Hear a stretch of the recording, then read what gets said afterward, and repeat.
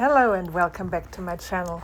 My name is Marina and here in my channel I want to talk about disabilities, how it is like to live with one with a hidden disability, what can everyone do to improve the situation for everyone, and into this video I just decided to walk along, share with you this beautiful snow landscape, this winter wonderland, and share a few little stories with you. So grab yourself a warm cup of tea or a warm coffee and let's dig together into today's topic. So today I want to talk about how hard it is for people with a disability to find a new job. I was never personally affected by that because my disability is not that severe. I don't mention it every time I'm applying. I just go with it. Afterwards, I'm telling them, hey, this is my problem. But it shouldn't be that way. You shouldn't need to hide your disability to get a job offer. And I was not hiding a thing because the jobs I did, there was the disability never an issue until now, where I wasn't able to drive a manual car and needed an automatic car, which our company had, but this is another topic. I want to share stories with people, especially from the blind community, that are really struggling to find a workplace.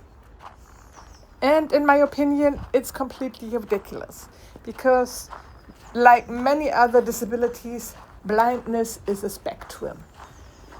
There were people that lost their vision completely, that can't even tell the difference between day and night. And there were people that can just not see really well. Let's say it this way. So a friend of mine can't see a thing when she was a small girl. Only a few fractions of what normal people can see. And a couple of years ago, she lost her vision completely. She has the best blind dog in the world. Thor is the best dog you will ever met. And she depends on the dog. For an example, here in Germany, the rules are not completely clear about the service animals, about the guide dogs. He is allowed everywhere, but people are don't educated about it. Let's face it, this way it is. So she is getting told a lot of the time to get off because of the dog, and she's like, no, he is allowed here by law. She needs to educate all the people. I can't imagine how exhausting stuff like that must be on a daily business, and she loves to travel. I have a lot of respect for her.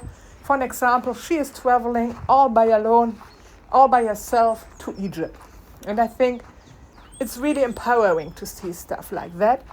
So the problem was Thor is not allowed to go to Egypt because he is a German guide dog and he has only the allowance for normal pets. And so if he would come and return from Egypt, he needs to quarantine for 2 weeks straight. And this is not gonna happening because she needs Thor in her working life. So every time she goes on vacation, I take Thor or my friend takes Thor, and we make sure the dog is happy and I am happy because I can take care of him. But this shouldn't be the solution. Thor should go with her and help her no matter where she goes in the world. But those are the rules. They are trying and working on it, on changing it, because she is really, really self-confident and she is speaking out and telling all the people what needs to be changed so she can live a normal life. But she is also really funny, and we are making fun of her because it's okay to laugh about a disability. It's okay to make fun of it. So Thor needed a new leash, and we were like, yeah, come, let's buy it. Let's buy it for Anna. She will be happy. And we were in a dog pet shop, and he is a boy. He is Thor. He is the mighty god. And there was a pink leash and a blue leash, and in my opinion, the pink leash was just looking beautiful on him. And I told to my friend, we can't do it. We can't give Thor a pink leash. Anna would kill us when she sees it. And she was like, Anna will never see it. Anna will never see it, even if we put a chicken costume on Thor. She will never notice it. And yeah, both of us laughed, and Thor got the pink leash. So a small example, you can laugh about stuff like that. And Anna, for an example, she wants to have a paper card. She wants to have all the physical stuff that people think, she even can't see it. Why would she want something like this? She wants something like this because she is a normal human being. And she just wants to live a normal life. For an example, she's really, really bad of winding the blind thing, the blind writing stuff. And she most of the time is just using all of the applications on iPhone or stuff like that. So the technique is really advanced. She just scans something and then it's immediately reading back to her. So she really, really is taking all of the important and the good stuff from the new technology and integrated it to her own life. But then she started to look for a new job. And this was getting really, really messy. As I told you, she is a therapist. She had the best diploma of all of the county. She is really, really good in her job, but no one was giving her a chance to work. And it was at one point starting just to get really, really ridiculous. Because by law, someone needs to be with her at the job and needs to help her with stuff like driving, weeding out stuff, and paying attention at her surroundings. This person is paid by her insurance company. No company needs to take care of that. If you think about it, a second person you will get for free if you offer her a job. She applied, for an example, to be a police therapist. So they were like, no, I'm sorry, but you will not work here because of your disability. We can't handle it. We need people that we can count on. This was just where she was really getting mad. Because what is her disability telling the company about how good she is going to do her job? How self-motivated she is. Her disability is not telling stuff like that. And she was really mad. And I understand she was looking for a job for such a long time, just got a few part-time jobs that barely covered all of her bills. And at one point she was just like, I don't care. I start to get self-employed. And she is now really successful. She can't handle all of her clients because she got more requests than she can handle. And it shows me that she is still good. And a lot of their clients are telling her they are coming to her because of the reason she lost her vision. It's empowering to them, and she is not judging them because of the way they look, because she can't see. And you don't need your vision to become a therapist. It's one of those jobs where it definitely don't matter if you can see a thing or not. And no, she is set up, she is really successful, and it just shows you that you need to fight for stuff like that. And it's really empowering that she is on this part of her journey, and she still wants, for an example, to have a normal birthday card, because she's saying the app is telling me what's on the card, and I just want to be treated like a normal human being. And the cards are still looking nice if I am putting them here in my office, and she is completely right. She has the right to be a normal human being, and I am so happy that she found the success she has, and I hope that more people will wake up to stuff like that. This is the reason why I choose to start this YouTube journey, just to spread the awareness that even if you have a disability, You are still a normal human being. You still deserve to be treated well, and you still deserve a normal life, and you deserve to be happy. And this is the reason why I want to share the stories with you. And maybe what someone is listening and get an empowerment out of it. Maybe someone is listening and realizing, okay, I need to pay more attention of my surrounding. For an example, all of these e-scooters, they are an absolute nightmare for a person who lost the vision. Anne can't see them. Thor is not so well trained to them. He needs to get a retraining because of those scooters, because people are letting them exactly on the sidewalk. And she's like, I am not going on the street without knowing that there is no car approaching. And there is no way around them. How is she supposed to move around in public if stuff like this is making her trip or making her feel uncomfortable? The same with shopping. If she wants to go grocery shopping, by law, she can ask an employee, and an employee would help her. Yeah, but most of the supermarkets are like, oh no, you need to come back at that time, you see, we are busy, we can't. And she's like, I'm sorry, but I am also working. I'm a working person, I have a working life, I can't come during 11 a.m. lunchtime because it's maybe not that uncomfortable for you to help me out.